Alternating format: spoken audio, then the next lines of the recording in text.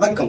நவரச திலகம் என்றும் சினிமாவின் ஜென்டில்மேன் என்றும் மக்களால் அன்போடு அழைக்கப்பட்ட தனக்கென ஒரு தனிபாணியை வைத்திருந்த ஒரு மிகச்சிறந்த நடிகர் என் நவரச நாயகன் கார்த்தி அவர்களுடைய அப்பா, இப்ப நடிச்சுக்கிட்டு இருக்கிற கௌதம் கார்த்தினுடைய தாத்தா. இப்படிப்பட்ட நடிகர் முத்துராமன் அவர்களை பற்றிய சில நினைவலைகள் ரசிகர்களோட பகிர்ந்து கொள்ளலாம்னு நினைச்சேன். அதுக்குதான் இந்த வீடியோ.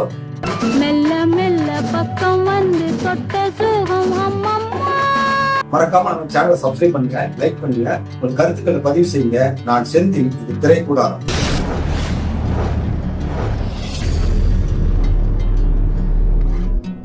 1929 தஞ்சாவூர் மாவட்டத்துல பிறந்தவர் தான் நடிகர் முத்துராமன். 1981 இறந்துட்டாரு. அவர் மறையும் போது அவருடைய வயது வெறும் 52 தான். இன்னைக்கு எப்படி பாக்கியராஜ் அவர் மறையும் போது, அதற்கு முரளி அவர் மறைந்த போது தமிழ் திரையுலகமே அதிர்ச்சிக்குள்ளானதோ, அந்த மாதிரிதான் அன்னைக்கு வந்து மிகப்பெரிய ஒரு அதிர்ச்சி தமிழ்நாட்டிலே இருந்தது. ரொம்ப நாளா நாடகங்கள்ல நடிச்சிட்டு இருந்தாரு. அப்படியே படிப்படியா வந்து அவருடைய முதல் படம் அறிஞர் அண்ணா அவர்கள் கதை எழுத கலைஞர் கருணாநிதி அவர்கள் வசனம் எழுதிய ரங்கூன் ராதா, இந்த படம் தான் அவருடைய முதல் படம். இந்த படத்துலதான் அவர் சினிமாவில் வந்து அறிமுகமானாரு. ஆனாலும் கூட சின்ன சின்ன கேரக்டர் தான் பண்ணிட்டு இருந்தாரு. ஆனா முக்கியமான கதாபாத்திரம் நடிச்சு தமிழ்நாடு முழுக்க அவர் ஒரு ஃபேமஸ் ஆனதுக்கு முக்கியமான படம் நெஞ்சில் ஒரு ஆலயம். என்ன நினைத்து என்னை அழைத்தாயோ, ஏன் இந்த கோலத்தை கொடுத்தாயோ, முன்னம் இருந்த நிலை நினைத்தாயோ. அந்த படத்துல எல்லா பாட்டுமே சூப்பர் ஹிட். அந்த படத்துல அவருடைய நடிப்பு மிகவும் பிரமாதமா யதார்த்தமா இருக்கும். இந்த படம் தான் அவர் வந்து வேற லெவல் கொண்டு போச்சு. எனக்கு வந்து ரொம்ப ஃபேவரட்டான படம்னா ஊட்டி வரை உறவு, காதலிக்க நேரம் இல்லை. ஞானம் ஒன்றல்ல, பிறந்த கானம் ஒன்றல்ல, விழுந்த ராகம் ஒன்றல்ல. இந்த படம் தான் வந்து பாத்தீங்கன்னா ரொம்ப பிடிக்கும். முத்துராமன் அவருடைய நடிப்பு. முத்துராமன் அவர்களுக்கு இருந்த ஒரு ரொம்ப பெரிய ஸ்பெஷாலிட்டி என்னன்னா, எந்த விதமான கிசுகிசையும் சிக்காத ஒரு மிகச்சிறந்த நடிகர். எல்லா நடிகைகளிடம் வந்து டிஸ்டன்ஸ் சினிமா பண்ணுவாருன்னு சொல்லுவாங்க. அதனாலதான் அவருக்கு வந்து சினிமா ஜென்டில்மேன் ஒரு பட்டம் பேரே இருக்கு. அது மட்டும் இல்லாம இந்த நடிகரோட நம்ம நடிக்கலாமா, இந்த நடிகரோட நம்ம நடிக்கலாமா, இப்படி ஒரு சின்ன கதாபாத்திரம் இருக்கு அது போய் நடிக்கலாமான்னு எந்தவித ஈகோவும் பார்க்காத நடிகர். அதிக பெண்களுக்கு முக்கியத்துவம் கொடுக்கிற படங்கள்ல நடிச்சவர் இவர் தான். அதிக கதாநாயகர்களோடு, பெரிய பெரிய கதாநாயகர்களோடு இரண்டாம் கதாநாயகனாக நடித்தவரும் இவர் தான். சிவாஜி, எம்ஜிஆர், SSR, ஜெய்சங்கர், அன்னைக்கு இருந்த முன்னணி கதாநாயகன் எல்லாரோடையும் எந்தவித ஈகோ இல்லாத வித்தியாசமான நடிகர். இப்படி ஒரு ஈகோ இல்லாத நடிகர் வந்து தமிழ் சினிமா நிறைய பார்த்தது இல்ல. புரட்சி மகன் படத்துல பாத்தீங்கன்னா ஒரே ஒரு சீன் தான் வருவார், போலீஸ் வருவார். நான் யார் தெரியுமா? யாரு? ராயல் ஃபேமிலி ஆச்சி. நிறுத்தியா? நீ டீ கடை வச்சிருந்தப்ப எங்க அப்பா என்ன தூக்கி வந்து மசாலா வடை வாங்கி கொடுத்திருக்காரு. எனக்கு நல்லா ஞாபகம் இருக்கு. என்கிட்ட நீ ராயல் ஃபேமிலிங்கறியா?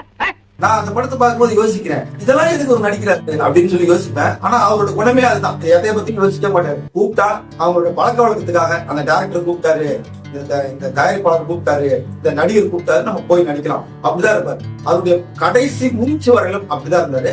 அவர் கடைசியாக நடித்த படம் போக்கிரிராஜா படத்துல வில்லனா நடிச்சாரு. முதல்ல அந்த படத்துல நடிக்க முடியாதுன்னு சொல்லிட்டாரு. ஏன்னா எல்லா படத்துலயும் இது வரைக்கும் நல்லவனா தான் நடிச்சிருக்கேன், இப்படியே இருந்துட்டு போறேன், நான் போய் என் வில்லனா நடிக்கணும், மக்களுக்கு நான் ஏன் ஒரு வில்லனா தெரியணும் அப்படின்னு சொல்லி முதல்ல முடியாதுன்னு சொல்லிட்டாரு.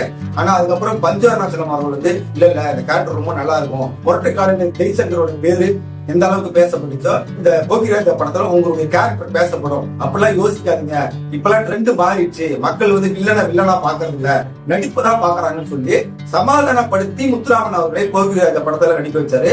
ஆனா துரதிருஷ்டவசமாக அதுதான் அவருடைய கடைசி படமாக மாறிடுச்சு. அதுக்கப்புறம் ஒரு படம் 1000 முத்தங்கள்னு சொல்லி ஒரு படம்.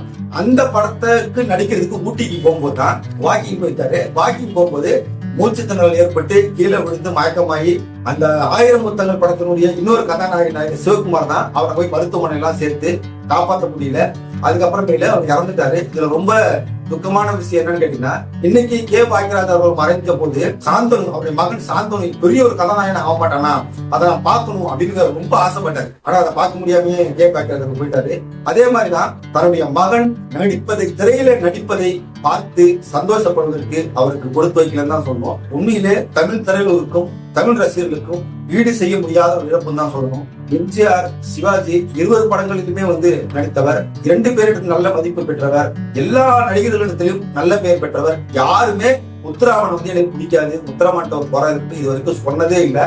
அந்த அளவுக்கு எல்லாரிடத்திலும் இயல்பாகவும் நட்பாகவும் பழகக்கூடிய ஒரு நல்ல மனிதர் வந்து சீக்கிரமா மறந்ததுங்கிறது உண்மையில மிகப்பெரிய ஒரு வருத்தம். இன்னும் அவர் கொஞ்ச நாள் இருந்திருந்தாருன்னா தன்னுடைய மகன்களுடைய வளர்ச்சி எல்லாம், இப்ப கார்த்திக், நவரச நாயகன் கார்த்திக் பேர்பட்ட நடிகரா மாறினார். எவ்வளவு படம் நடிச்சாரு, அதெல்லாம் அவரால் பார்க்க முடியல. இன்னைக்கு அவருடைய பேரன் கௌதம் கார்த்திக் இப்படி நல்லா நடிச்சுக்கிட்டு இருக்காரு. நிறைய படங்கள் அவரோட படங்கள் வருது. இதெல்லாம் பார்ப்பதற்கு கொடுத்து வைக்கல. ஏன்னா முத்துராமன் அப்படிங்கிற நடிகரை பத்தி இன்றைய இருக்கிற இளம் தலைமுறைக்கு பல பேர் தெரியாது. அதை தெரிஞ்சுக்கணும்னு நினைச்சேன். அதுக்காக தான் இந்த வீடியோ. உங்க கருத்துக்களை பதிவு செய்யுங்க, லைக் பண்ணுங்க, சப்ஸ்கிரைப் பண்ணுங்க. மீண்டும் ஒரு வீடியோ உங்களை சந்திக்கிறேன். நன்றி.